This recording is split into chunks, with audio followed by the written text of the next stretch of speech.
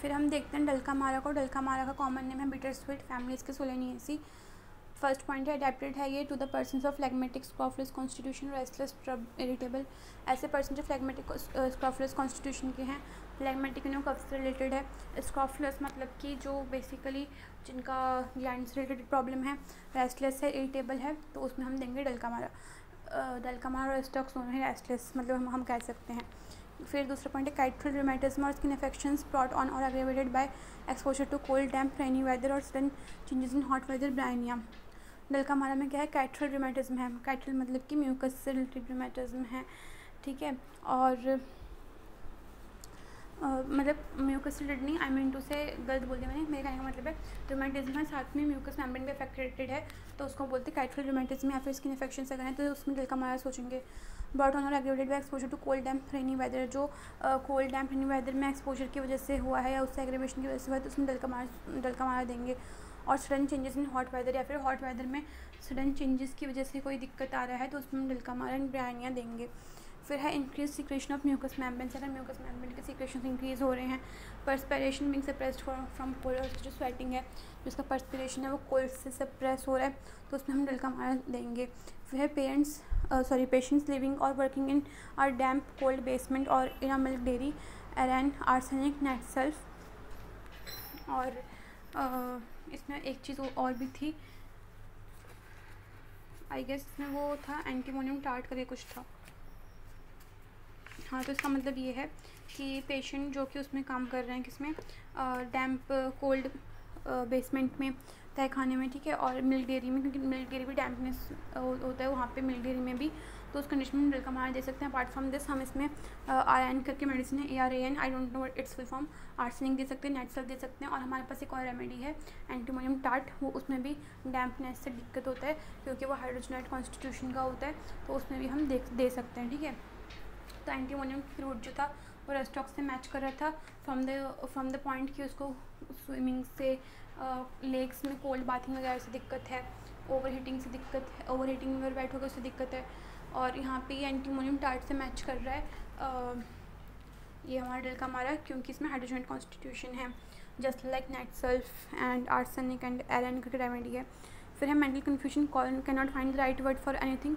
डल्कामारा को mental confusion रहती है, किसी भी चीज़ के लिए राइट वर्ड को खोज नहीं पाता, जबकि जो डायोस्कोरिया विलोसा था उसमें था कि call things by wrong names, वो चीज़ों को ही गलत नाम से बुलाता है, लेकिन डल्कामारा जो है वो नाम फाइंड नहीं कर पाता, राइट वर्ड फाइंड नहीं कर पाता। फिर ये है skin is delicate, sensitive to cold, liable to eruptions, especially urticaria, every time patient takes cold और is long expose to cold. जो स्किन है डल्कामारा को बहुत डेलिकेट है, ठीक है, सेंसिटिव है कोल्ड के लिए, इरप्शंस के लिए लायबल है, मतलब इरप्शंस होने के चांसेस है, स्पेशली अर्ट्रिकारिया के चांसेस है। जब भी पेशेंट जो है उसको ठंड लगती है, मतलब जुकाम लगता है, कोल्ड लगता है, या फिर लंबे टाइम तक वो कोल्ड से एक्सपोज होते हैं, तो उसमें हम और उसकी वजह से स्किन प्रॉब्लम्स आ रही हैं, तो उसमें डल्कामारा सोच सकते हैं। एनासर का आफ्टर एक्यू रिमेटिज्म, स्कारलेट फीवर।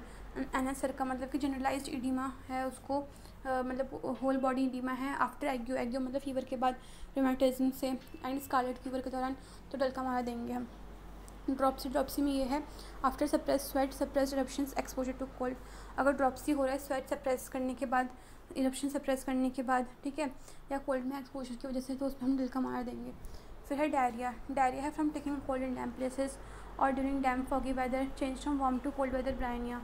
डल्कामारा में क्या होगा, डायरिया होगा, अगर इसको डल्कामारा में डायरिया देखने को मिलता है अगर वो उसको डैम्प प्लेसेस से ठंड लग रही, कोल्ड हो रहा है उसको, या फिर डैम्प फॉगी वेदर के दौरान उसको डायरिया हो रहा है, ठीक है, या फिर तो उसमें हम डल्कामारा सोचेंगे। या फिर जब वार्म से कोल्ड वेदर की तरफ जा रहे होते हैं ना, उस टाइम पे अगर डायरिया हो रहा है तो डल्कामारा सोचेंगे। Basically warm to cold weather मतलब कि जब ऑटम सीजन चल रहा होता है, जिसमें कि डेज हॉट होता है, नाइट कोल्ड होता है ना, उसमें हम देते हैं।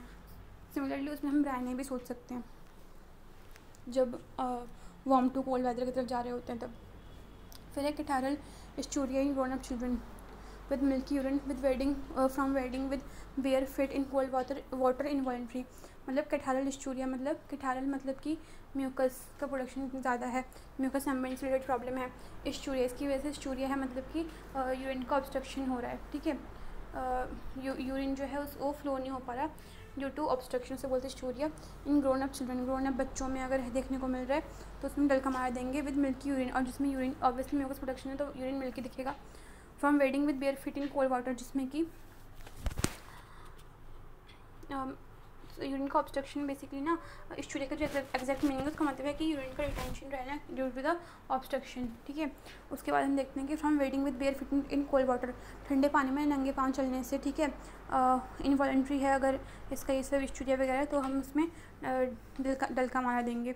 रैश बिफोर द मेंसेस कौन during profuse menses bell graph, अगर रैश आ रहे हैं मेंसेस से पहले रैश आ रहे हैं तो डलका मार सोचेंगे, उसमें कौन सा रेमेडी है वो भी सोच सकते हैं।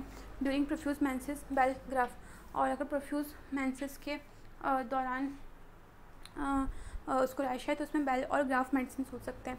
फिर urticaria over whole body, no fever, itching burns after scratching, aggravated warm temperate in cold, अगर अर्टिकारिया छपा के हैं पूरे बॉडी पे, ठीक है, साथ में कोई फीवर नहीं है और ईचिंग जो है वो ईचिंग जो खुजली उसने करी है वो सॉरी ईचिंग मतलब जहाँ पे उसको खुजली हो रही है उस एरिया में उसको बर्निंग फील हो रहा है आफ्टर द स्क्रैचिंग, तो उसमें डलका मारा देंगे। फिर इसका जो एट्रिक एरिया है वो एग्रीवेट करता है वार्मथ में, एम्बलेट करता है कोल्ड में, वैसे ठीक है एपीस की तरह हम सोच सकते हैं, तो उसमें हम डलका मारा देंगे। फिर उसके बाद थिक ब्राउन येलो क्रस्ट अगर स्काल्प पे है, फेस पे है, फोरहेड पे, टेम्पल्स पे, चिन पे, साथ में रेडिश बॉर्डर्स हैं और ब्लीडिंग होगी जब भी स्क्रैच करेगा तो डलका मारा देंगे।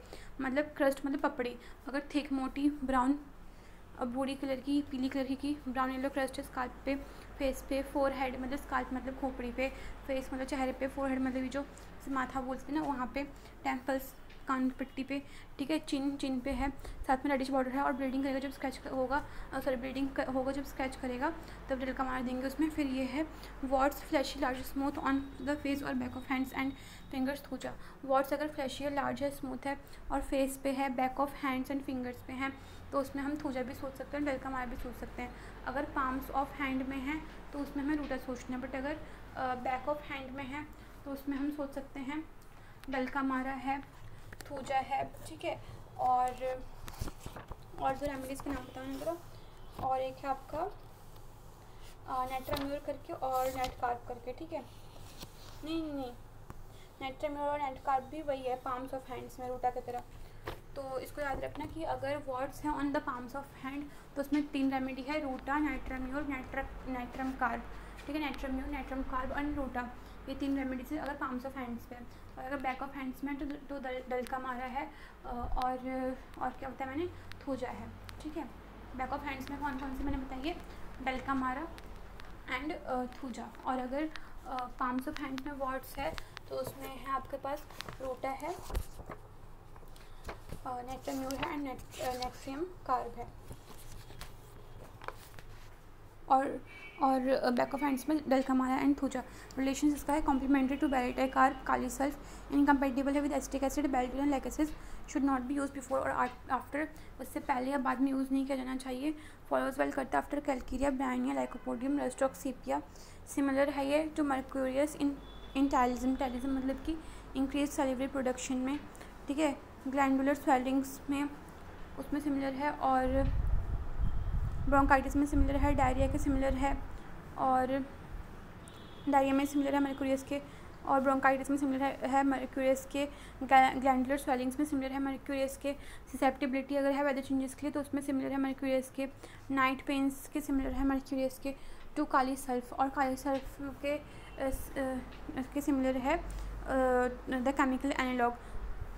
नहीं काली सल्फ से अलग पॉइंट स्टार्ट है, एक्चुअली मैं इस पॉइंट में लिखा है कि डलका मारा जो है मर्क्यूरियस के सिमिलर है टायरिज्म के केस में, ग्लैंडुलर स्वेलिंग्स के केस में, ब्रोंकाइटिस के केस में, डायरिया के केस में, ससेप्टिबिलिटी टू वेदर चेंजेस के केस में, नाइट पेन्स के केस में, and to kali sulph the chemical analogue, and similar है काली सल्फ के जो कि इसका केमिकल एनालॉग होता है, ठीक है। जैसे डलका मारा क्या है, प्लांट किंगडम की रेमेडी है, जिसका कॉमन नेम बिटर स्वीट है, सोलेनेसी फैमिली है, फैमिली को नेचुरल ऑर्डर भी बोलते हैं, याद रखना। और उसका केमिकल अगर एनालॉग देखें मतलब सिमिलरिटीज है काली सल्फ के साथ, बट केमिकल ओरिजिन का है मतलब मिनरल किंगडम से, तो उसको बोलते हैं केमिकल एनालॉग, ठीक है। फिर ये है for the bad effects of और अब्यूज़ ऑफ मरकरी, अगर मरकरी के ओवर यूज़ की वजह से बैड इफेक्ट आ रहे हैं, जैसे कि मान लो कोई आई ड्रॉप्स या ईयर ड्रॉप्स यूज़ किया जिसमें मरकरी था पेशेंट, उसकी वजह से दिक्कत आ रहा है तो उसमें हम दे सकते हैं डलका मारा। दूसरी रेमेडी हमारे पास है मरकरी के ओवर यूज़ या मरकरी के बैड इफेक्ट की वजह से या मरकरी के अब्यूज़ की वजह से, वो है हमारे पास पोडोफाइलम। फिर है एग्रीवेशन है इसको from cold in general, cold से एग्रीवेशन है, कोल्ड एयर से एग्रीवेशन है, कोल्ड वेट वेदर से एग्रीवेशन है, सप्रेस्ड मेंस्ट्रुएशन से एग्रीवेशन है, ठीक है, इरप्शन से एग्रीवेशन है एंड स्वेट से एग्रीवेशन है। और इसको आराम किससे है, एम्यूरेशन है इसको, एम्यूरेशन है इसको इवन मूविंग अबाउट फ्रॉम है ना कि इवन, पता नहीं इवन को लिखा है इसमें, एम्यूरेशन है फ्रॉम मूविंग अबाउट, मोशन से उसको आराम है, मोशन से और किसको आराम है, फेरम मैट को एंड रस्टॉक्स को। यहाँ जो FER लिखा है ना, वो FER का मतलब है फेरम मैट, ना कि फेरम फॉस, ठीक है। तो फेरम मैट एंड रस्टॉक्स को मोशन से आराम है।